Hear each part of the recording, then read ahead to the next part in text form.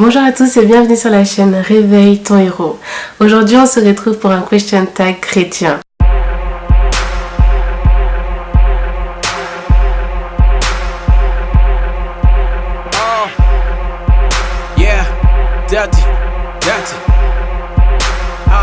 Donc on y va, c'est parti avec la première question.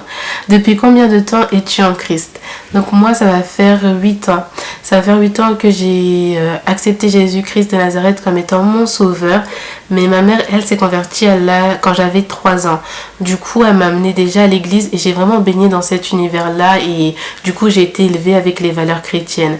Mais ce qui a fait que moi-même, personnellement, en fait, je l'accepte dans ma vie, c'est que à cette époque-là, en fait, je cherchais vraiment qui était Christ. Je cherchais vraiment à savoir qui était Dieu. Question numéro 2, es-tu baptisée? Alors oui. Oui, je suis baptisée. Je me suis baptisée du coup tout de suite après. Pour moi, vraiment, ma plus grande question, c'était en fait savoir mais qui tu étais et si tu étais le bon chemin. Et du coup, comme il m'a répondu, la suite logique, après l'avoir accepté dans mon cœur, c'était d'authentifier devant les hommes et passer par les eaux du baptême.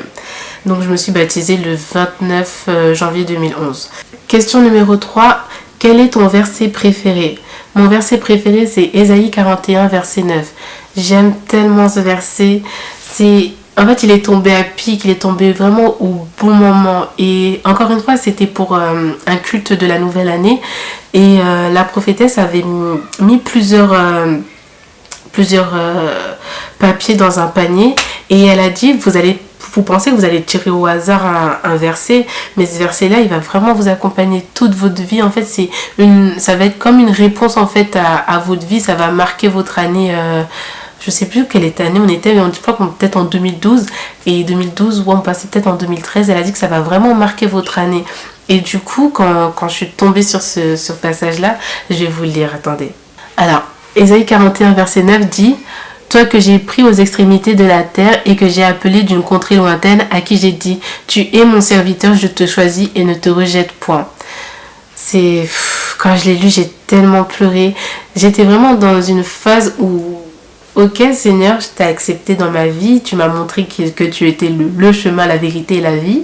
Mais moi, c'est quoi mon rôle? Qu'est-ce que je dois faire pour toi? Est-ce que je suis là où est-ce qu'il faut être? Est-ce que je suis bien placée? Et plein de questions comme ça, en fait, dans le sens qui tournait autour de mon identité, en fait, et de mon appel. Et quand j'ai lu ce verset, en fait, c'était... La réponse en fait à ma question, c'est parce que aussi le truc c'est que mes dons ont commencé à se manifester là, et pour moi le fait de lire ce verset là, j'étais en mode waouh Seigneur, encore une fois de plus, tu me parles au travers de ta parole, tu m'oublies mais vraiment pas en fait, et oui là c'était clair, c'était vraiment clair dans mon esprit. Seigneur, c'est toi qui m'as appelé, c'est toi qui m'as choisi, et ce verset là m'a vraiment accompagné. Et à chaque fois que j'avais des moments de doute, relis ce verset, relis ce verset, relis, et donc voilà. Donc question suivante, question numéro 4. Quel est ton livre préféré?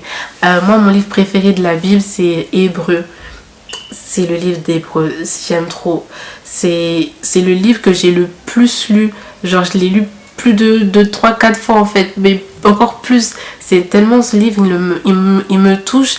Et du coup, comme ça s'appelle Livre aux Hébreux, ça va mettre en fait en comparaison l'ancienne et la nouvelle alliance. Donc la nouvelle alliance, c'est quoi? C'est la grâce. Donc ça va vraiment en fait s'appuyer sur la grâce. Et pourquoi Christ? Pourquoi il fallait que Christ vienne sur terre? Pourquoi son sang a coulé? Et pourquoi le sang de Christ et pas le sang d'un autre? Ça te parle de la foi, ça te parle que oui, la foi c'est bien, mais les œuvres aussi, c'est encore mieux quand il y a les deux qui vont ensemble. Honnêtement, ce livre, moi, il m'a vraiment, vraiment marqué. La personne que tu préfères le plus dans la Bible, le roi David. C'est le roi David. Les gens pensent que je rigole quand je dis au ciel, je vais demander à Dieu de me réserver une maison juste à côté de lui. On est voisins.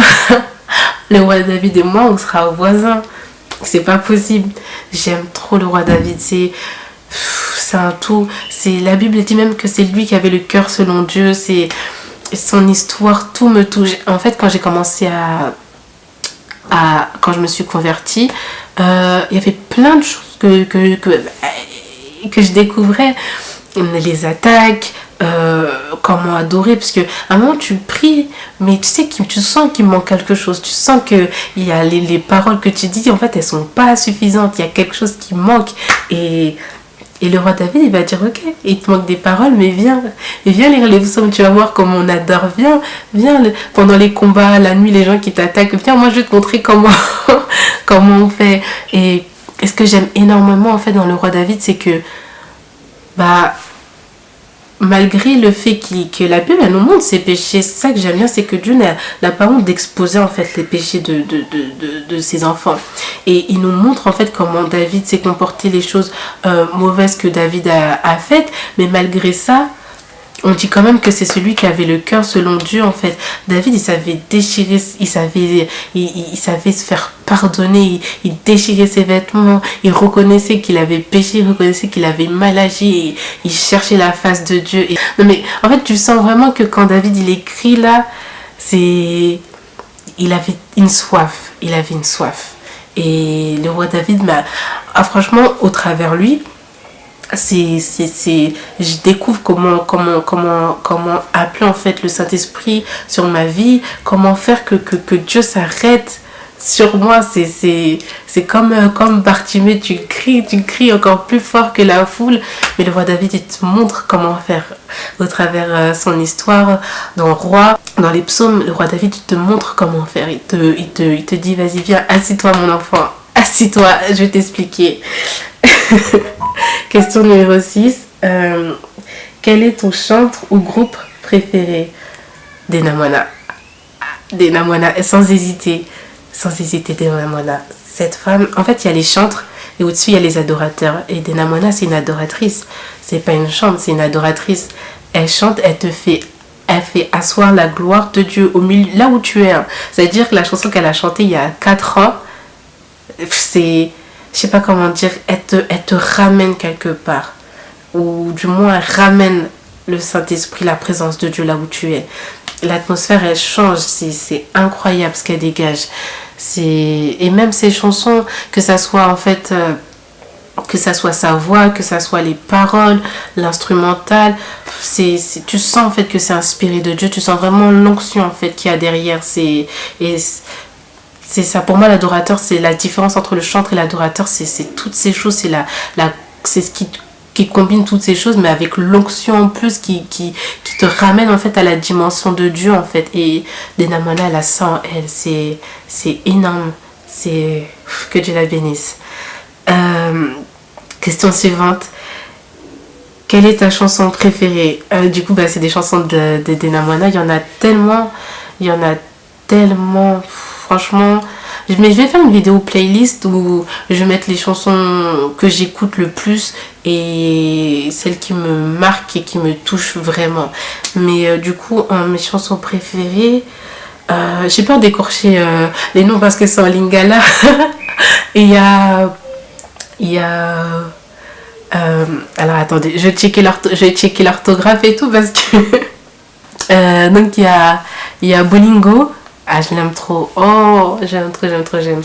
Il y a Nasepeli. Et en plus, Nasepeli, cette chanson, je savais pas ce que ça voulait dire. Elle va dire quelques mots en français, mais quand j'écoutais cette chanson, j'étais tellement en joie, mais mon cœur, en fait, il bouillonnait. Et j'ai dit, ça veut dire quoi, Nasepeli et tout? Et on m'a dit, ça, je me réjouis, mais j'étais là, mais... Enfin, t'as même pas besoin, en fait, de comprendre Lingala pour être touché, pour être connecté en fait et pour ressentir les émotions qu'il y a à travers les paroles. Question suivante, comment as-tu choisi ton église? Cette question. Comment j'ai choisi mon église? Bon, comme j'ai dit, j'étais dans une autre église avant. Et du coup, il y avait plein de trucs qui allaient pas.